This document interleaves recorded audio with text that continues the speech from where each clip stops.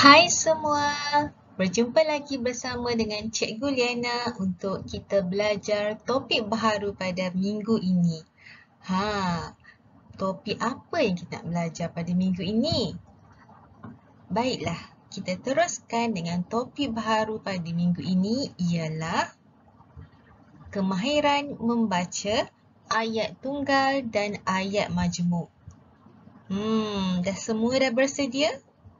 Okey, mari kita belajar. Baiklah, kita imbas kembali tentang ayat tunggal. Masih ingat lagi tak? Ayat tunggal terdiri daripada satu subjek tambah satu predikat. Okey, sekarang cuba buka buku teks, muka surat 3. Okey, ataupun awak boleh baca kat skrin ni juga, tak ada masalah, baca dengan cikgu. Okey, sekarang ni cuba awak perhatikan. Tajuk pada hari ni ialah membantu di dapur. Okey, kemahiran membaca hari ni. Okey, jadi cuba awak tengok ada dua warna, warna merah, warna biru. Okey, ada dua ayat yang berwarna. Okey, sekarang ni kita nak tengok ayat tunggal dulu. Okey, cuba awak perhatikan perenggan pertama sahaja dahulu. Okey, yang perenggan lain jangan lagi. Okey, sekarang ni cuba baca ayat yang pertama. Semua baca dengan cikgu. Okey, sedia? Tarik nafas. Lepas. Okey, mari kita mula baca. Okey, Nabila ke dapur. Nabila ke dapur. Okey, ayat tunggal tak? Ya, ayat tunggal. Okey, sebab kenapa dia ayat tunggal? Ya, sebab dia ada subjek dan dia ada predikat. Okey, Nabila adalah subjek. Kemudian ke dapur predikat. Okey. Okey, tinggal dulu yang ayat yang kedua ni. Okey. Dia bukan ayat tunggal. Sebab kenapa? Nanti dulu. Okey, dia adalah ayat majmuk. Okey, kita tak belajar lagi ayat majmuk. Okay, jadi kita terus tengok ayat yang ketiga. Okey, tadi dia dah baca Nabila ke dapur. Okey, ayat yang ketiga, Encik Abdul Aziz pula membawa barang-barang kering. Betul tak dia ayat tunggal? Ya, betul. Dia ini ialah ayat tunggal. Okey, beritahu cikgu mana subjek. Senang nak cari subjek nama orang. Encik Abdul Aziz pula. Okey. Pula tu termasuklah dalam subjek. Okey. Dan predikat membawa barang-barang kering. Okey. Betul tak? Okey, betul. Encik Abdul Aziz pula membawa barang-barang kering. Okey. Jadi, cuba tengok ayat yang seterusnya, ayat yang keempat. Nasri membantu ayahnya. Nasri membantu ayahnya. Okey, beritahu cikgu mana subjek. Okey, subjek ialah Nasri. Nasri. Okey, mana predikat? Selepas subjek lah, membantu ayahnya. Okey. Okey, baca dengan cikgu lagi sekali.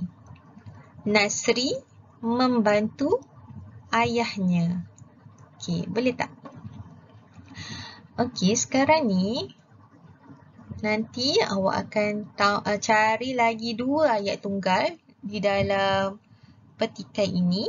Okey, semua ni cuba awak cari satu subjek, satu predikat. Cuba cari ya, nanti 4 dan 5 nanti.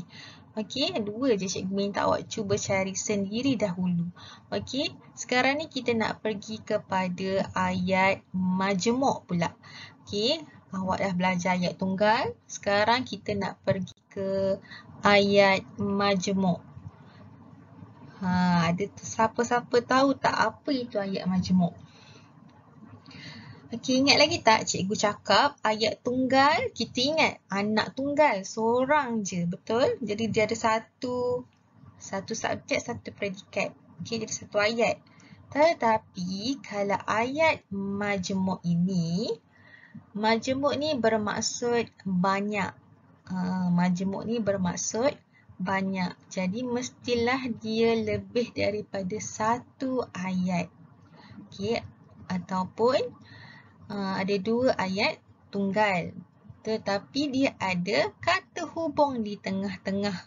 Okey, sebab dia nak menghubungkan ayat yang pertama dengan ayat yang kedua.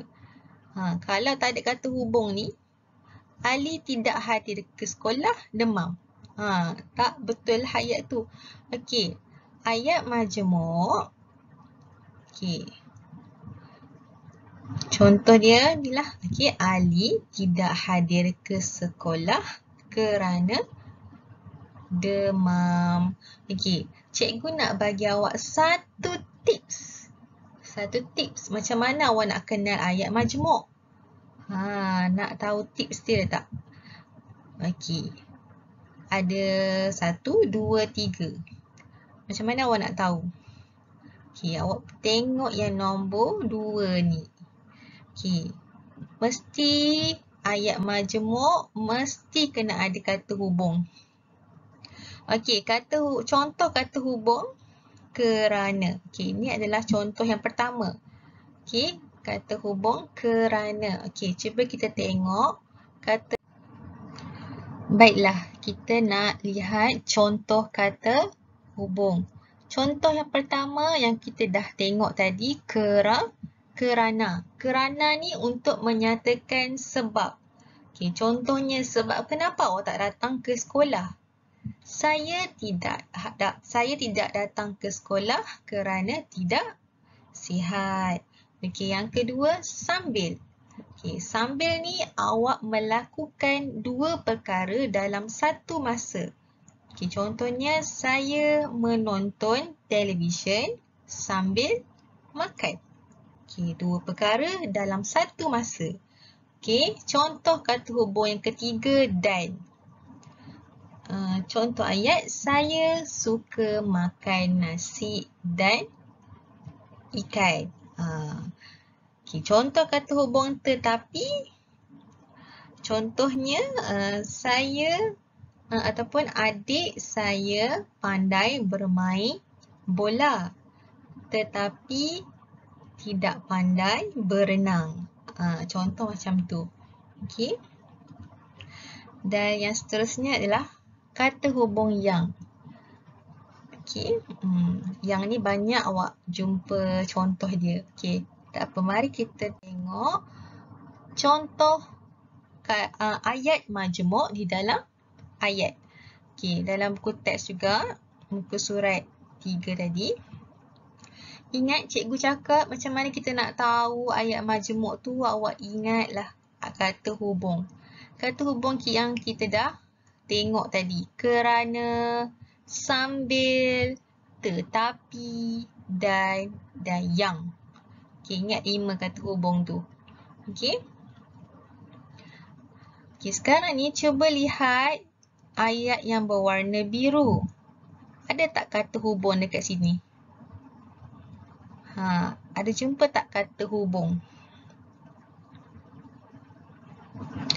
Ada kan kata hubung dan. Jadi, ayat majmuk tak? Ayat majmuk tak? Dan kata hubung. Ya, ini adalah ayat majmuk. Okey.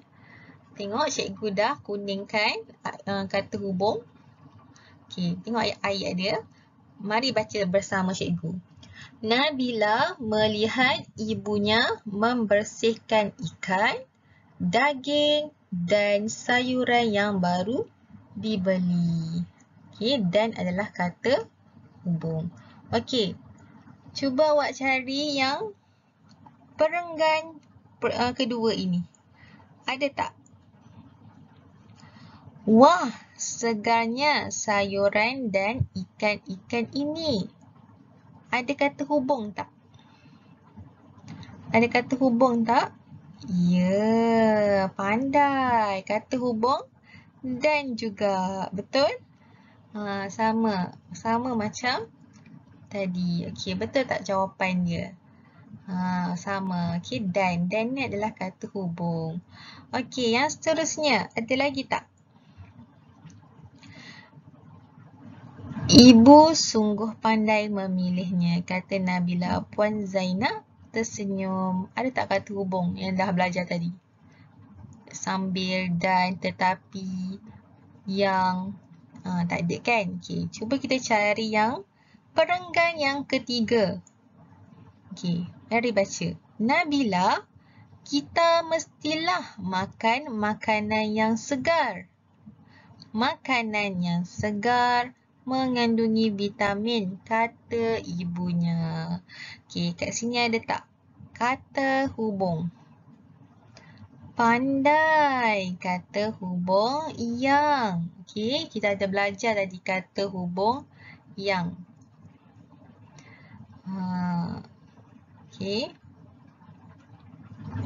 Okey, tapi cikgu ambil contoh yang ni. Okey, sama je. Okey, sama je sebab kata hubung yang. Cikgu ambil yang ni. Ayat yang ini. Okey. Sama je. Awak boleh ambil ayat yang ni pun ayat majmuk. Yang ni pun ayat majmuk. Okey, sebab ada kata hubung yang. Okey. Ada tinggal berapa lagi perenggan? Okey, lagi 2 ni. Okey. Boleh tak awak cari yang ada kata hubung selain dan dengan yang? Kita ada belajar tadi kerana, sambil, tetapi. Okey, sekarang nanti awak akan tambah lagi 2 ayat majmuk. Okey. Okey, sekarang ni tugasan awak ialah salin semula 5 ayat tunggal dan 5 ayat majmuk yang telah dipelajari di dalam jadual seperti contoh di bawah. Okey, cikgu akan tunjukkan contoh yang cikgu dah buat. Okey, tadi kita dah belajar 3 ayat tunggal dan 3 ayat majmuk. Okey, awak cuba cari lagi 2 je lagi. 2 ayat tunggal, 2 ayat majmuk. Tapi awak kena tulis 5-5 tu lah. Okey, jangan buat 2 je. Mesti tulis 5, 3 yang dah belajar, 2 yang dah cari sendiri. Ayat tunggal. Dan 3 yang dah belajar ayat majmuk. Dan 2 lagi yang awak kena cari sendiri. Okey. Kemudian, bila awak dah tulis ayat majmuk tu kan, awak kena gariskan kata hubung yang ada dalam ayat majmuk tu. Okey, ini contoh yang cikgu dah buat. Okey. Awak tulis hari, tarikh, kemudian tulis tajuk dan buat jadual. Okey. Kalau boleh cikgu nak sama besar. Okey, lipat 2 buku ni. Lipat 2, kemudian baru gariskan tengah. Lipat 2 buku. Muka surat ni awak lipat 2, kemudian ada kesan tu awak garis tengah. Okey, kemudian awak bolehlah tulis ayat tunggal, ayat majmuk. Okey, dan buatlah 5 ayat tunggal dan 5 ayat majmuk. Ingat, bila ayat majmuk, cikgu harap awak boleh cari mana kata hubung dan kemudian gariskan. Gariskan dengan pensel berwarna merah. Okey, baiklah. Yang tugasan kedua ni hanya nak main-main, suka-suka saja. Okey, kalau awak ada masa, awak boleh jawab soalan kuis ni. Okey, untuk awak nak pandai nak bezakan ayat tunggal dengan ayat majmuk. Okey. Awak boleh bermain sambil belajar. Okey, cikgu harap hari ni awak faham. Boleh membaca 5 ayat tunggal dan 5 ayat majmuk. Okey, sampai di sini saja dahulu. Okey, Assalamualaikum semua. Jumpa lagi.